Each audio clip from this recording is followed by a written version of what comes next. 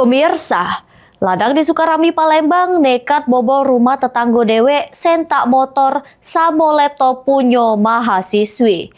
Berbekal rekaman kamera pengawas, Polsek Sukarami berhasil menangkap pelaku dak sampai 24 jam.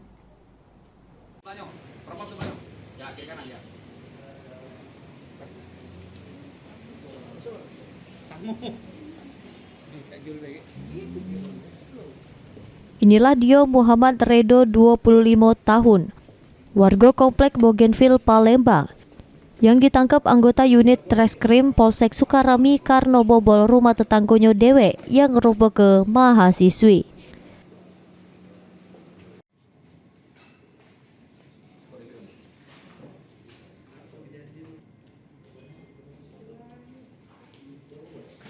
Jeru aksinya, pelaku bersama kawannya yang masih buron nyentak motor sama laptop korban.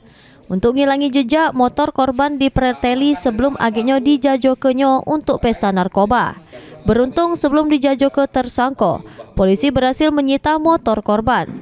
Dari pemeriksaan polisi, tersangka ngerupa ke residipis.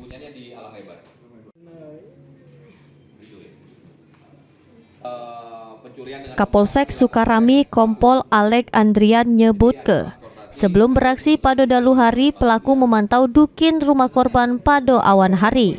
Pelaku memanjat pagar kemudian masuk dengan cara nyongkel pintu rumah korban make linggis. Untuk pelaku ini mereka melakukan mappingnya itu di siang hari. Jadi mapping ngelihat dulu rumah yang bakal diincar. Apabila mereka sudah memahami waktu kapan rumah itu kosong, kapan rumah itu ada penghuni, baru mereka melancarkan aksinya. Jadi pada saat TKP ini, para pelaku melancarkan aksinya di malam hari.